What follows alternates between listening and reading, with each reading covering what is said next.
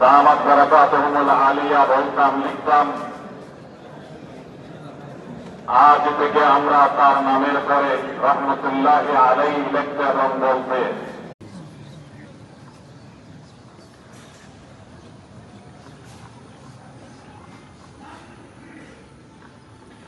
আল্লাহু আকবার।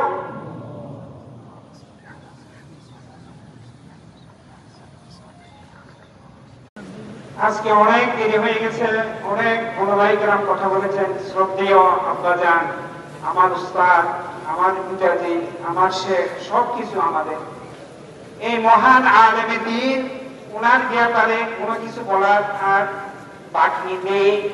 এই মহান আলেমে দ্বীন তার পরিবারের নিকট যতটুকু পরিচিত ছিলেন, অতটুকু পরিচিতি বা এর চেয়ে বেশি পরিচিতি বাইরের লোকদের কাছে ছিলেন। ওনার বিষয়টা কারো কাছে গোপন নেই, সবকিছু সবার কাছে সুস্পষ্ট। এবং সর্বশেষ উনি নিজেই তার স্বরচিত জীবনে নিজেই নিজ হাতে লিখে গিয়েছেন। আসসালামু আলাইকুম রাহমাতুল্লাহ।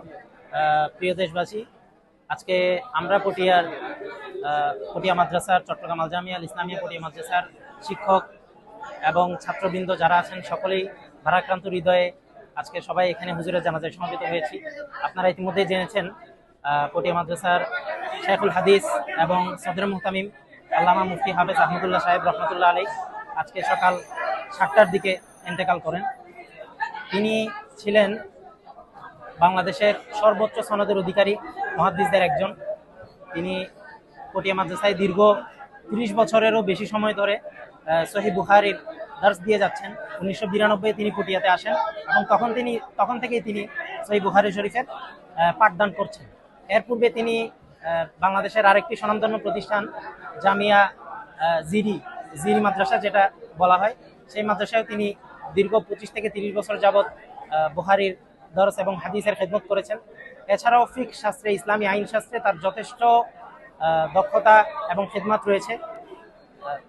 আজকে বাংলাদেশের মুসলিম সমাজ এবং বাংলাদেশের যারা ইসলামী এডুকেশন এর সাথে জড়িত, সকলেই তার ইলমি খিদমতের কাছে ঋণী বলবো আমরা, এবং সকলেই আজকে দুঃখিত, খুবই ভারাক্রান্ত।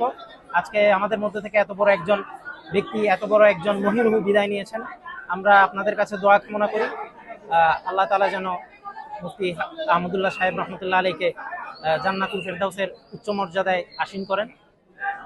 আমাদের জন্য দোয়া করবেন যেন জামিয়া পটিয়া ভবিষ্যতে তাদের রুহানি ফয়েজ নিয়ে এগিয়ে যেতে পারে। আমরা সেই জন্য সকলের কাছে দোয়া প্রার্থী। সালাম আলাইকুম। অনন্য, এটা পুরো দক্ষিণ পূর্ব এশিয়াতে ওনার মতো এরকম অনন্য দরস প্রদানকারী শাইখ বিরল, নাই বললেই চলে। তো আল্লামা মুফতি হাফেজ আহমদুল্লাহ সাহেব রহমতুল্লাহি আলাইহির মৃত্যুতে আমাদের এই জামিয়ার যে অপূরণীয় ক্ষতি হয়েছে, এই ক্ষতি পুরা হবার নয়।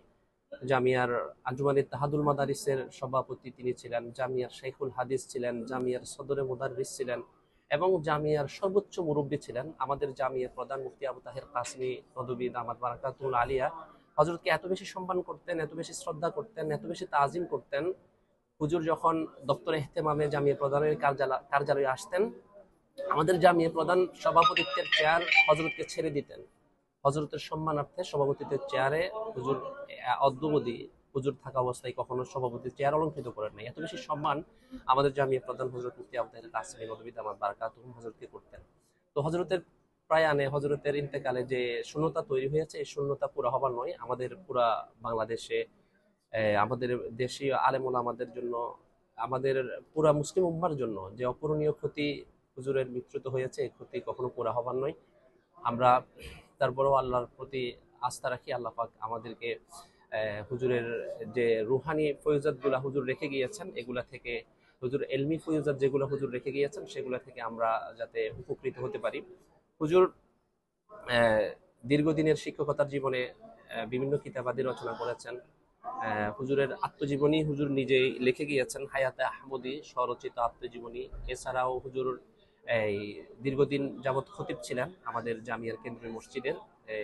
উনি একটি খুতবাও রচনা করেছেন। এছাড়াও হুজুর আরো বিভিন্ন বিষয়ের উপরে কিতাবাদি রচনা করেছেন। হুজুরের স্মৃতি, বিশেষ করে এই জামিয়ার দীর্ঘদিনের মুহাদ্দিস হওয়াতে, শাইখুল হাদিস হওয়াতে জামিয়ার বর্তমানের আসাতেজা এবং আমাদের শিক্ষকরা যারা আছেন সবার হুজুরের স্মৃতিগুলা সবাই হৃদয়ে ধারণ করেন। তো আমি সবগুলোর প্রতি হুজুরের মাগফিরাতের জন্য দোয়া চাইবো এবং হুজুরের দরজাত বুলন্দির জন্য দোয়া চাইবো এবং হুজুরের সুখ সংতপ্ত পরিবার যারা আছেন তাদের প্রতি আমরা সহানুভূতি জ্ঞাপন করছি, শোক প্রকাশ করছি।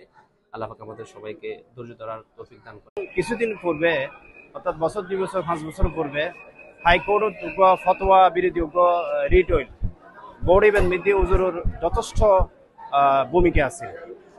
বাংলাদেশের যেখানে জটিল মাসলা আইলি হুজুরে একমাত্র সমাধান দিলে ও যথাযথ ভূমিকা রাখত এবং চিটং এবং চিটংয়ের বাইরে প্রত্যেকজন ওলামাই কেরামল্লয় অনেক দ্বিধাভক্তি ছাড়া ও ভালো একখান সুনাম অর্জন করছি। প্রত্যেকটা বছর ও এতেকাপ লইত এবং বিশুদ্ধ কোরআনে হাফেজ আছিল এবং বিশুদ্ধ হাদিসেরও হাফেজ আছিল এবং ওর সামনে কোরআন পড়তে মানুষ খুবই ভয় লাগত, কিনলে এক বিন্দু পরিমাণ ভুল ওর সামনে পরিণত হইত। ও এক এক চিত্র কোরআনের যেমন হাফেজ, হাদিসেরও হাফেজ, মসলা মসাইলের দিক দিয়ে বহুত এগিয়ে। ওর মসলা ইন্ডিয়া তথা বাংলাদেশ পেরিয়ে ইন্ডিয়া, পাকিস্তান বিভিন্ন জায়গায় ওর মসলার সমাধান লইত। বাংলাদেশের যেখানে সমস্যা সমাধানের মধ্যে ওর অগ্রভূমিকা ছিল। বাংলাদেশের রাষ্ট্রীয় যদি ফেকিহে হনা মসলা যদি জানান দরকার হলে ওর হাতে অবশ্যই আইন করত এবং এরিয়ার যে ফকি ভোট আছে বইবেন মধ্যে ওর ও চিফ আছিল। ওর মাধ্যমেই প্রত্যেকখান ফকিহিয়ত বা প্রত্যেকখান মসলা ওর সমাধান দিত। সবচেয়ে আমি একজন ফটিয়ার সন্তান হিসেবে আমি হুজুর বুখারী শরীফের পাঠদান করছি। ও হুজুরের বুখারী শরীফের যে সুন্দর দর্শত দিরিস রসুল সাল্লাল্লাহু আলাইহি ওয়াসাল্লামের যে হাদিস শুনে বর্ণনা করত, আর তো মনে হইতে দেখেন যে সময় তারা পড়তাম মনে হচ্ছে দেখেন আল্লাহ রসুলের সাই ও বর্ণনা করে এবং হুজুরের প্রত্যেকটা হাদিস এত সুন্দর তকরির আছিল জীবে সহজেই আমরা বুঝে লইতে পারতাম। এবং হুজুর পটিয়া মাদ্রাসার দীর্ঘদিন খুতবা দিত।